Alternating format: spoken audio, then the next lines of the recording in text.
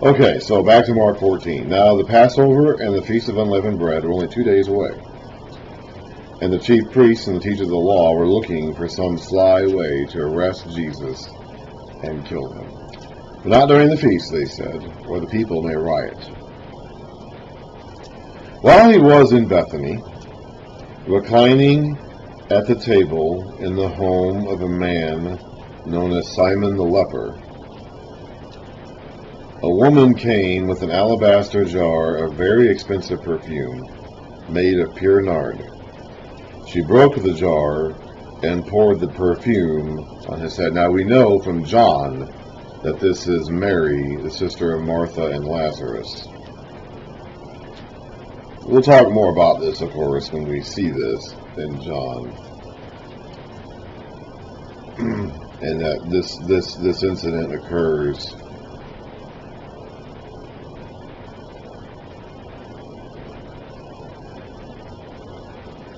and Martha and Lazarus are both there at this dinner in this home of Simon the leper. I don't know if Simon the leper is related to them, if this is their house. My guess is that Jesus was probably staying with them at their house at night during this week while he was going back and forth between Bethany and Jerusalem every day. My guess, it doesn't ever actually state this in any of the Gospels, but my guess is that he was rooming with them. Whether or not this is their house and they were somehow connected to Simon the leper, maybe he was their father, maybe he was an older brother, I'm not sure. It could be this is another man who lived in Bethany and Jesus was just having dinner there that particular evening. And we know from John that Mary, Martha, and Lazarus were all there. And the woman who anoints him here is Mary herself. As to exactly how it works, how the connections work, we'll have to ask them when we get there, because there just isn't enough information in the Gospels to piece it all together. But we do know from John that this is Mary, the sister of Martha and Lazarus, Mary of Bethany. She is not identified by name in Mark, Matthew, or Luke. Now Luke will introduce us to these characters in his own account of them, but John will give them much more importance.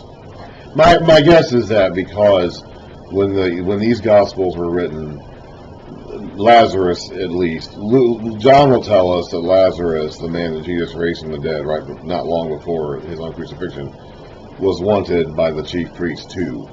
And so my guess is that he probably had to go into hiding at some point, and while these early Gospels were written, he was still alive, and it was still in the interest of the community to hide his identity and location, and that by the time John was written sometime later, Lazarus and possibly Mary and Martha had died, and it was no longer necessary to keep their identities, or at least his identity and location, hidden. That's my guess, and many people suspect that. So at any rate, we don't know who this woman is according to Mark, but we do find out her identity later on. Anyway, so she comes to Jesus with an alabaster jar of very expensive perfume made of pure nard. She broke the jar and poured the perfume on his head. Some of those present, and we'll find out in John that it was specifically Judas Iscariot who complained. He may not have been the only one, but he was apparently the chief complainer according to John. Some of those present were saying indignantly to one another, "Why this waste of perfume?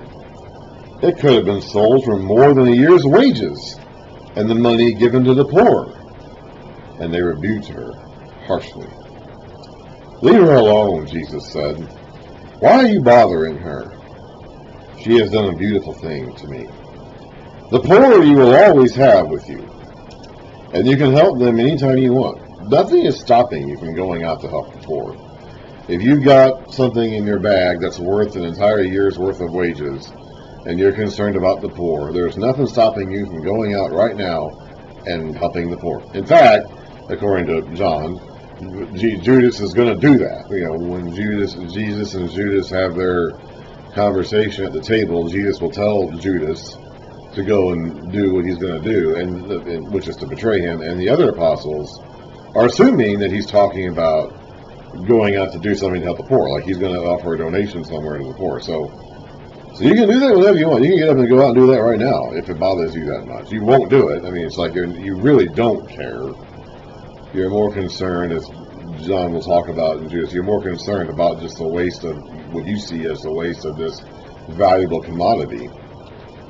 But you'll couch your concern in this indignant expression of, why wasn't this used for the poor? Well, why aren't you using your resources for the poor right now, if you care that much? But you will not always have me. She did what she could. She poured perfume on my body beforehand to prepare me for my burial. I tell you the truth. Wherever the gospel is preached throughout the world, what she has done will also be told in memory of her. John apparently took this seriously and decided to let us know exactly who she was so that we would know specifically. Then Judas Iscariot, one of the 12, went to the chief priests to betray Jesus to them. They were delighted to hear this and promised to give him money. So he watched for an opportunity to hand him over. Now maybe Judas was annoyed that Jesus called him out. Again, we'll find out in John that Judas was the primary person who complained about the waste of this perfume. There may have been others. I don't necessarily know if he was the only one, but John will seem to call him out as the main one. And so it could be, and Jesus rebuked him. So it could be he was just mad. Honestly, we don't know really what Judas was thinking. None of the gospel writers give us any real insight into his thinking. And it's possible that none of them ever really knew. After he leaves their presence in the supper, none of them ever really talk to him again. They see him in the garden when he comes to betray Jesus. But as far as I can tell, none of them ever speak to him again. So it could be, and so he never explained his motivations to them. So it could be that they just never knew. They don't ever explain his motivations, possibly because they never found out. They themselves never knew. At any rate, it could be. I do think it's interesting that at least here, he goes to betray Jesus after the scene, which we know about in John, was a rebuke of him. So maybe he has had his feelings hurt. I don't know.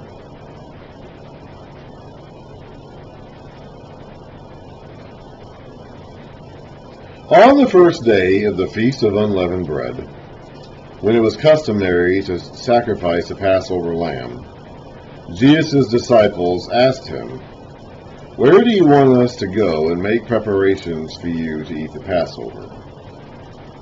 Now this is traditionally celebrated on a Thursday. We call this, in the church year, Maundy Thursday. Now, if we take into consideration what we just read when we looked at Exodus and Leviticus, the Passover itself is supposed to happen on the 14th day of the month. So I don't know exactly how to work out the time frame of all these events. Some people say that Jesus and his apostles celebrate, he was raised on a Sunday, he's dead all day on a Saturday, the Sabbath day. They need to get him off the cross before Sabbath. So he died on a Friday. This would, of course, push the time frame for his supper to a Thursday, but that doesn't seem to fit when they were supposed to have the Passover. But it could be that Jesus is just doing this a day ahead of time because he knows the events that come will take up the rest of the weekend. At any rate, they had the Passover. Whether it was specifically on the designated day or a day before is ambiguous to me. On the first day of the Feast of Unleavened Bread, when it was customary to sacrifice the Passover lamb, Jesus' disciples asked him. By the way, again, Mark is explaining this to his Roman readers because they wouldn't necessarily know. "Where do you want us to go and make preparations for you to eat the Passover?" So he sent two of his disciples, telling them, "Go into the city, and a man carrying a jar of water will meet you. This could have been a prearranged signal. Men typically didn't carry water jars because that was the women's job to carry water. Remember, we were going to read in chapter 4 of John, the woman at the well, she's carrying water. Gathering, and we read about all the way back in Genesis when Abraham's servant went to go look for a wife for his son Isaac, that he watched the women come out to gather water at the wells. And that goes all the way back to Genesis 19, 24. Yeah, so that goes all back to Genesis 24, when he's coming to when the servant is going to pick his selection going to pick his choice for Isaac's bride from the women who come out to gather water from the well. So that was a traditionally feminine job. So this is a man doing it. So it could be a prearranged signal. This could be some arrangement that Jesus had already set up during his week in the city with somebody, and a man carrying the water jar was the signal to the disciples that he was the one that was talking. I don't know. I don't know.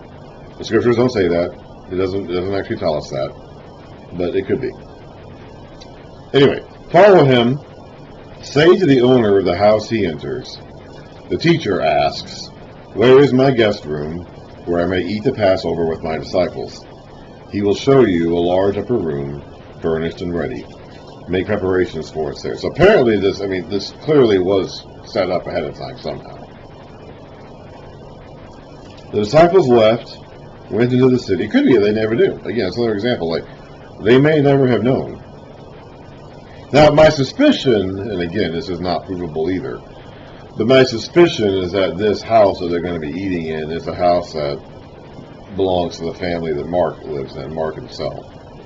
In which case, you would think that Mark would probably know where, but I don't know. I really don't know. The scriptures don't say. So we can offer our speculations, and we have to leave them as that, just speculations.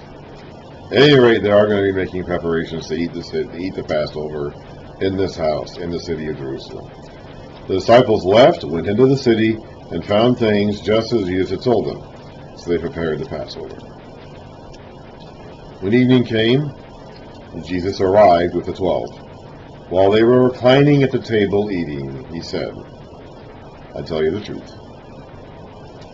One of you will betray me, one who is eating with me."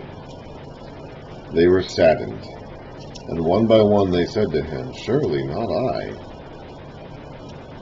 We're going to read more. Every gospel will have a version of this story, so we're going to get more details about this as we read through the Gospels. "It is one of the 12, he replied. One who dips bread into the bowl with me. One who dips bread into the bowl with me." So basically, they're eating out of the same bread basket. "The Son of Man will go just as it is written about him. But woe to that man who betrays the Son of Man. It would be better for him if he had not been born." Let's read about this, shall we? Psalm 41, the last psalm in the first book of the Psalm. The Psalms were divided into books, 5 of them to be specific, and the first 41 are basically all the David Psalms, although he has others later on. And this is the last one of the book 1 of Psalms. Psalm 41, for the director of music, a psalm of David. Blessed is he who has regard for the weak. The Lord delivers him in times of trouble. The Lord will protect him and preserve his life. He will bless him in the land and will not surrender him to the desire of his foes. The Lord will sustain him on his sick bed and restore him from his bed of illness.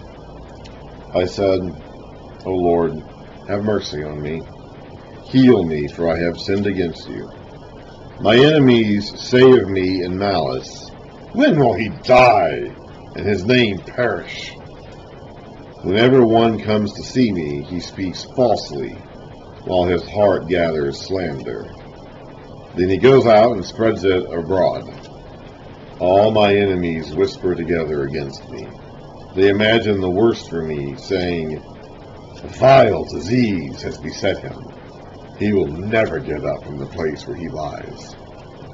Even my close friend, whom I trusted, he who shared my bread, ate out of the same breadbasket I did, has lifted up his heel against me.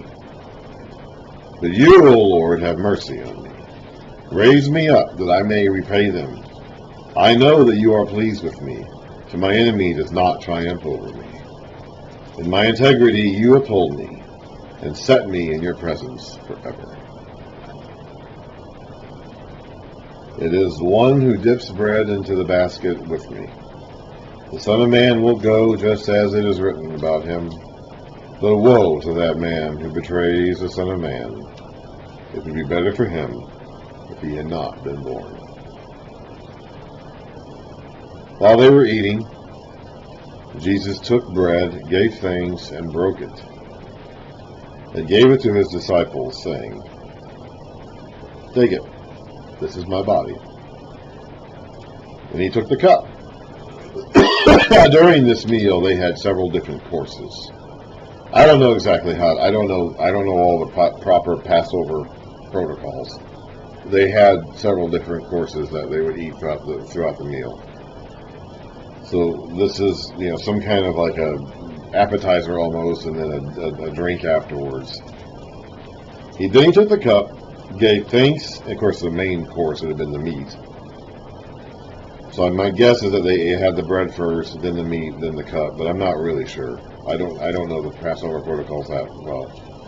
Then he took the cup, gave thanks, and offered it to them, and they all drank from it. This is the blood of the covenant, and it says in the footnotes down here, some manuscripts say the new covenant, which is poured out for many. He said to them, "I tell you the truth. I will not drink again of the fruit of the vine until that day when I drink it anew in the kingdom of God." When they had sung a hymn, they went out to the Mount of Olives. So there is blood poured for the new covenant. That's of course, the blood of Jesus, represented by the wine, which we still take on communion every week, or whenever your congregation does it. There was blood for the old covenant too. Jesus' blood speaks of a better sacrifice than the blood of lambs and goats. But let's read about that blood of the old covenant. A couple different places here. Exodus 24, starting at the beginning of the chapter. They are just now getting the law for the first time. They're out Mount Sinai. They made it out of Egypt. They're out Mount Sinai. Moses is on top of the mountain. The people are at the camp at the bottom of the mountain. And Moses is getting the law for the first time from God. Then he said to Moses, God said to Moses, "Come up to the Lord, you and Aaron, Nadab and Abihu, your sons, Aaron's sons, I should say, and 70 of the elders of Israel. You are to worship at a distance. Moses alone is to approach the Lord. The others must not come near, and the people may not come up with them." At this point in time, access to God was still restricted. In the new covenant, access to God will not be restricted. But in the old covenant, access to God was restricted. When Moses went and told the people of all the Lord's words and laws, they responded with one voice, "Everything the Lord has said we will do." Moses then wrote down everything the Lord had said. He got up early the next morning and built an altar at the foot of the mountain and set up 12 stone pillars representing the 12 tribes of Israel. Then he sent young Israelite men, and they offered burnt offerings and sacrificed young bulls as fellowship offerings to the Lord. Moses took half of the blood and put it in bowls, and the other half he sprinkled on the altar. Then he took the book of the covenant, presumably what he spent the previous night writing down, and read it to the people. They responded, "We will do everything the Lord has said. We will obey." Moses then took the blood, sprinkled it on the people, and said, "This is the blood of the covenant that the Lord has made with you in accordance with all these words." In Exodus 29, Aaron and his sons are consecrated, or at least Moses has told the instructions to consecrate them with blood. Exodus 29. These are the priests we're talking about. This is what you are to do to consecrate them, the priests, so they may serve me as priests. Take a young blood and 2 rams without defect. Put blah blah blah blah. Put everything in a basket and present the bull and the 2 rams. Then bring Aaron and his sons to the entrance of the tent of meeting and wash them with water. Take the garments and dress them properly. We read about that before. Verse 10, bring the bull to the front of the tent of meeting. Aaron and his sons shall lay their hands on its head, slaughter it in the Lord's presence. Take some of the bull's blood and put it on the horns of the altar with your finger, and pour out the rest of it at the base of the altar. And they finally do that in Leviticus 8. They get interrupted with the golden calf incident, so they don't do it as soon as they get the instructions for it. But they do read about it and do it in Leviticus 8. So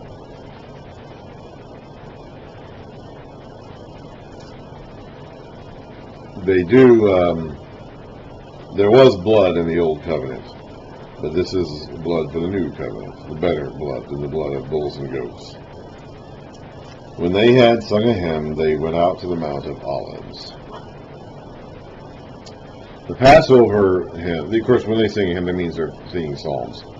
The Passover psalms are verses in the 1-teens, 113. Let's read. We don't know exactly what song they were singing, but let's read a couple of these psalms to get an idea of the kinds of songs they were singing. Let's read. Oh, you don't know, let's see.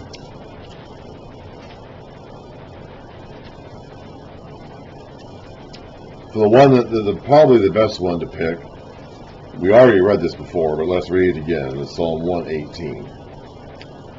Give thanks to the Lord, for he is good. His love endures forever. Let Israel say, his love endures forever. Let the house of Aaron say, his love endures forever. Let those who fear the Lord say, his love endures forever. In my anguish I cried to the Lord, and he answered me by setting me free. The Lord is with me. I will not be afraid. What can man do to me? The Lord is with me. He is my helper. I will look in triumph on my enemies. It is better to take refuge in the Lord than to trust in man. It is better to take refuge in the Lord than to trust in princes. All the nations surrounded me, but in the name of the Lord I cut them off. They surrounded me on every side, but in the name of the Lord I cut them off. They swarmed around me like bees, but they died out as quickly as burning thorns. In the name of the Lord I cut them off. I was pushed back and about to fall, but the Lord helped me. The Lord is my strength and my song. He has become my salvation. Shouts of joy and victory resound in the tents of the righteous. The Lord's right hand has done mighty things. The Lord's right hand is lifted high. The Lord's right hand has done mighty things. I will not die but live, and will proclaim what the Lord has done. The Lord has chastened me severely, or chastened me severely. But he has not given me over to death. Open for me the gates of righteousness. I will enter and give thanks to the Lord. This is the gate of the Lord, through which the righteous may enter. I will give you thanks, for you answered me. You have become my salvation. The stone the builders rejected has become the capstone. The Lord has done this, and it is marvelous in our eyes. This is the day the Lord has made. Let us rejoice and be glad in it. O Lord, save us. O Lord, grant us success. Blessed is he who comes in the name of the Lord. From the house of the Lord we bless you. The Lord is God, and has made his light shine upon us. With bows in hand, join in the festal procession up to the horns of the altar.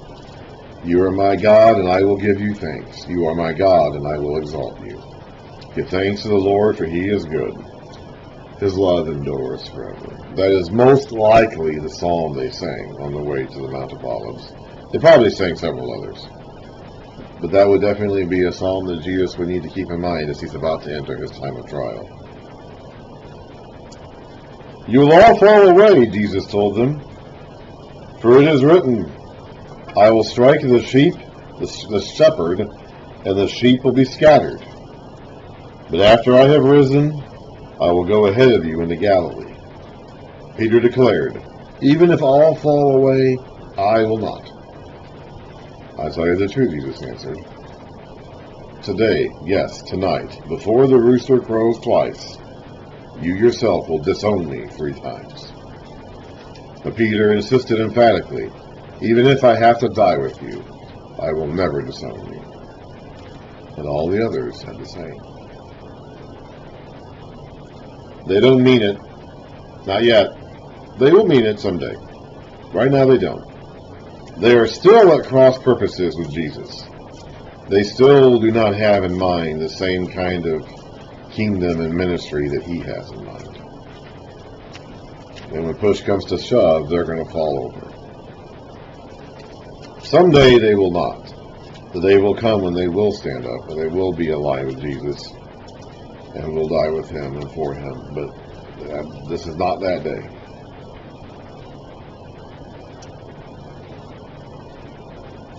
That quote that Jesus just talked about, it comes from Zechariah 13, verse 7. Awake, awake, awake, O sword, against my shepherd, against the man who is close to me, declares the Lord Almighty. Strike the shepherd, and the sheep will be scattered, and I will turn my hand against the little ones. In the whole land, declares the Lord, 2/3 will be struck down and perish, yet 1/3 will be left in it. This third I will bring into the fire. I will refine them like silver, and test them like gold. They will call on my name, and I will answer them. I will say, They are my people, and they will say, The Lord is our God. So after a period of testing, they will be purified and refined.